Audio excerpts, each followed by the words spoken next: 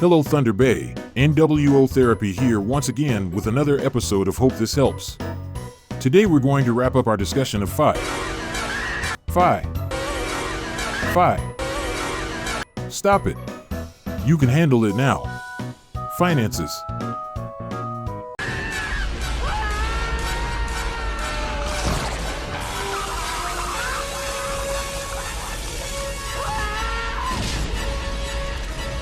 Okay, maybe it doesn't get easier, but you have some tools now to get ahead. Today let's talk about ownership. The concept that truly separates humans from the rest of the animals, and separates the British from the rest of us. They have always been really good at it.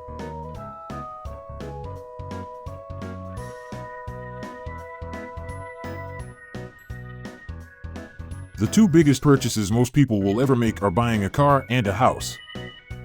In our first video, you can see our take on cars and the issues you are going to run into. The costs, fuel, and maintenance will easily take up $200 of your budget. Please see our first video on the expenses you can expect from a car, safety, and initial cost that you must plan for. So of our three examples from our last video, the sociologist, the mechanic, and the architect, the sociologist has $300 left for the month if she gets a car, the mechanic $800, and the architect $3,000. Keep in mind as well that any problems and only one of the three has the experience to fix it without having to hire a mechanic, a cost averaging $130 an hour. Finally, the ultimate goal, home ownership. Having a piece of this world that we can call ours. When America was founded, only landowners could vote. That's how important they felt it was to own a piece of the land. The view of ownership is still an underlying principle of power in our society, and more people are seeing this as an unattainable goal. This is taking away someone's power to live securely and meet the first two levels of Maslow's hierarchy. The government even recently set up special banking accounts for people to specifically save for their first home. However, a recent study has found that the average first-time home buyer's saving is only around $3,800. Minimum down payment on a home in Canada is 5%, so to buy a $300,000 house you must have $15,000 saved. In Thunder Bay, the median house cost is $350,000 and has gone up more than $100,000 since 2010. The average monthly mortgage payment in Canada is currently $1,922, and in cities like Vancouver, that number jumps $1,000 to $2,992 monthly. Back to our three examples, the sociologist with her extra $300 a month would be unable to increase from rent $1,200 to a mortgage of $1,900, an increase of $700, she's at negative $400, not within budget, can't continue to play the game alone. The mechanic could afford to go to homeownership. This would take $700 of the $800 he has budgeted for expenses, leaving a $100 a month cushion to handle anything that came up. A very tight rope to walk, and I can hear God starting to laugh. Finally, the architect, with his extra $3,000 a month, can easily afford to become a homeowner, decreasing his extra monthly income to $2,300 a month, a very comfortable cushion. For those of you out there saying, I don't care about money and I want to do the job I enjoy, I can tell you with certainty that when you have to go home to stress and debt collectors, you will begin hating that job as it doesn't meet your needs. When you have to make choices between feeding yourself and paying a phone bill, you will resent most of the world, and after no more than 9 missed meals you will do whatever you have to do to eat. This is why the jails are full. Sometimes people just want 3 hots and a cot. So we come to the other aspect of modern life that has become almost an inevitable, the dual income household. This is when you find someone to live with, and between the two of you, hopefully you double your income and can get all your needs met. Let's just double the income for our sociologist. Say she marries her boyfriend from college and now has a budget of $80,000 to manage. After taxes, this is a little over $5,600 a month. First, let's double our food cost to $700 a month, double the student loan and credit repayment and utilities, and we can see the overall budget leaves just over $1,700 to spend on two. That's $425 a week for both, or $212 each. $30 a day for each of them. They could go to Starbucks once. Now, if our sociologist and her partner decide to have a child, another basic move in the social game of life, this brings in a whole new bunch of costs. According to the Canadian government, average cost to raise a child is $17,235 a year.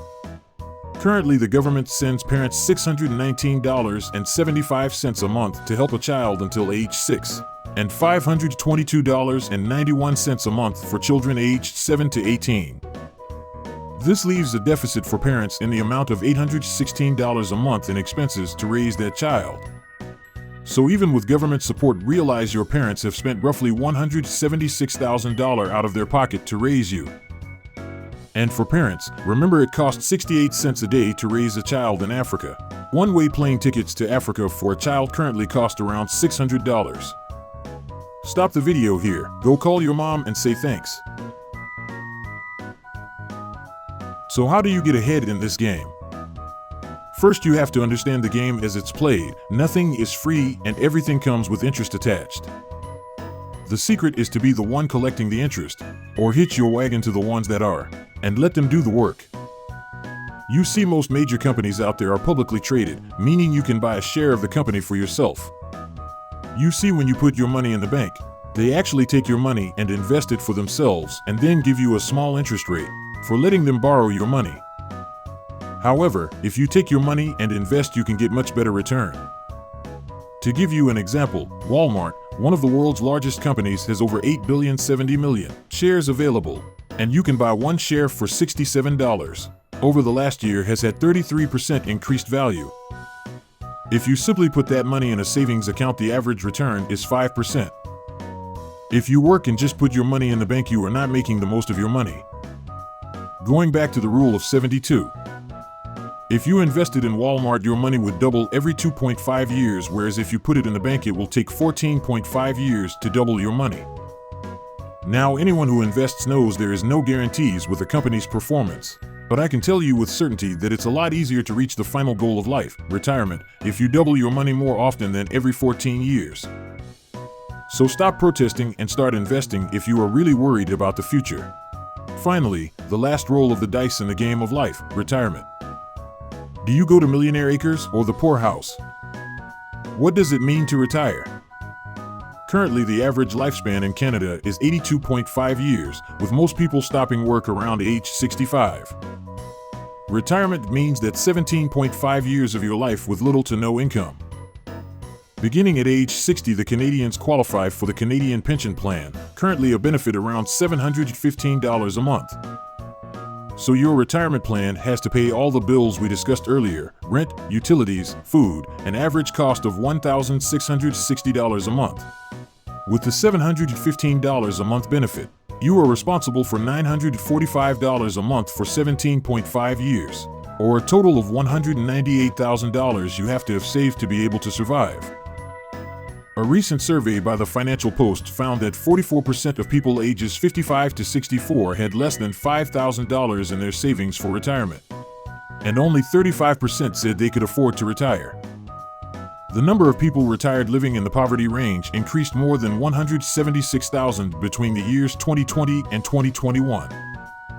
In the United States and Canada, more than 10,000 people turn 65 years old every day, and the life expectancy continues to rise. So they live longer and resources have to stretch further. By understanding these simple principles, we hope this helps you consider some steps for your future and the basic math that helps make the world go round with finances. This has been NWO Therapy again, with another episode of Hope This Helps.